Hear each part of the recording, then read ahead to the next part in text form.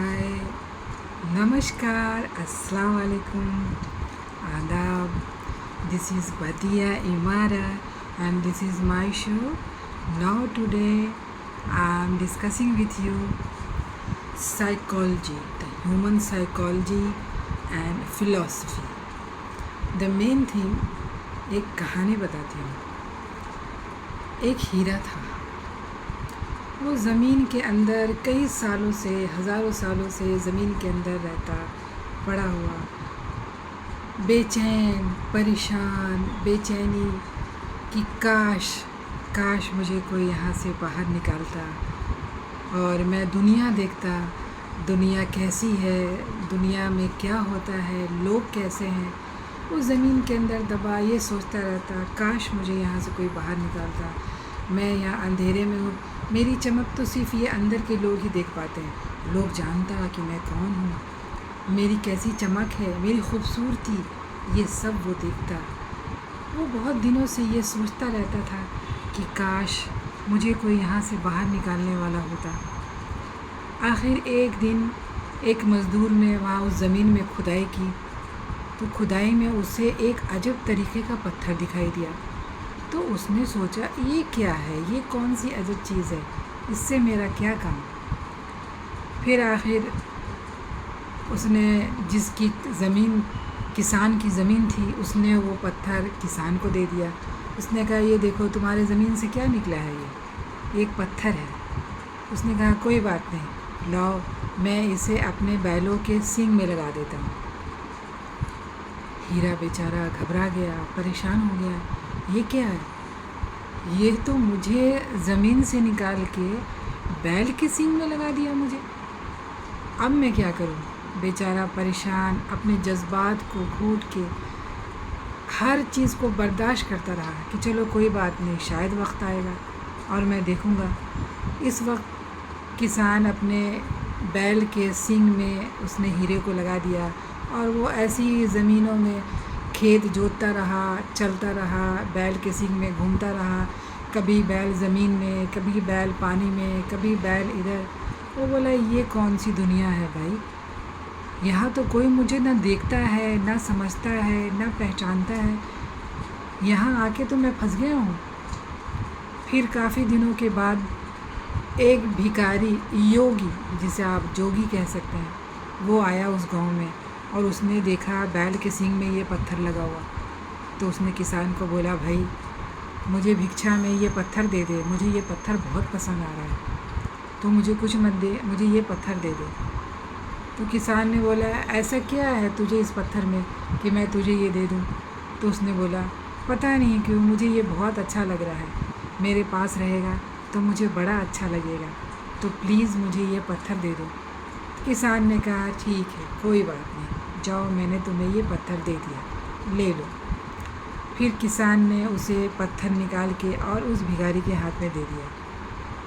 अब वो भिखारी दर दर उस पत्थर को लेके जाता, बड़ा खुश होता कि मेरे पास एक पत्थर है, एक अजीबो गरीब पत्थर है, क्या है क्या ये, मुझे तो मालूम ही नहीं है. पर वो बड़ा खुश था. दर दर वो भीख मांगता, पानी मांगता, खाना मांगता कि मुझे खाना भिक्षा दो, मुझे खाना दो, मुझे पैसे दो. अब तो हीरा के उसके ज़मीर पे आ गई कि भाई ये क्या, पहले तो कम से कम मैं बैल के सींग में था, अब तो ये भिखारी मुझे दर दर ले जाता है और मुझे हर वक्त सबसे भीख मांगता है. अब भीख मांगता है, कभी कोई उसे भीख देता, कभी कोई नहीं देता, कभी कोई उसे धक्का मार के निकाल देता है. वो अजब समझ नहीं पा रहा है कि ये क्या रहा है उसके साथ, आखिर ये क्या है. इससे बेहतर तो मैं अपने ज़मीन के अंदर था, कम से कम मैं अपने ज़मीन के अंदर अपनी रोशनी को बिखेर रहा था. लोग जान तो रहे थे कि मैं कौन हूँ. यहाँ तो मुझे कोई भी नहीं जानता. ऐसी सूरज की रोशनी है यहाँ पे, चारों तरफ उजाला है, सब तरफ लोग बिज़ी हैं, परेशान हैं. किसी को फ़र्क ही नहीं पड़ता कि मैं कौन हूँ, मैं कहाँ से आया हूँ.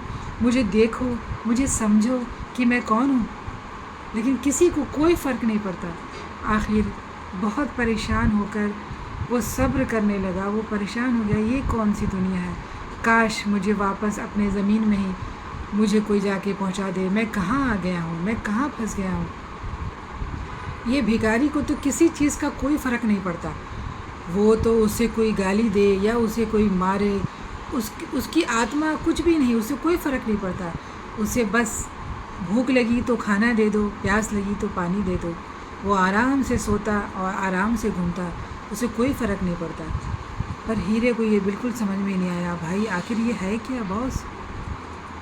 उसके बाद काफ़ी दिनों बाद वो परेशान हताश हो गया कि भाई अब तो मैं हार गया हूँ, मुझे नहीं चाहिए ये ज़िंदगी का उजाला, ये दुनिया, ये चकाचौंध की दुनिया, ये चीज़ें मुझे नहीं चाहिए।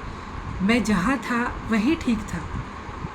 आखिर एक दिन ये एक जौहरी आया और उसने देखा कि ये भिखारी हमेशा एक पत्थर लिए घूमता है। उसने बोला, भाई मैं तेरे को काफ़ी पैसे दूंगा, तू मुझे ये पत्थर दे दे। उसने बोला, मैं क्यों दूँ? उसने बोला, भाई दे दे, मैं तुझे काफ़ी पैसे दूंगा जिससे तू अपना भरण पोषण कर पाएगा।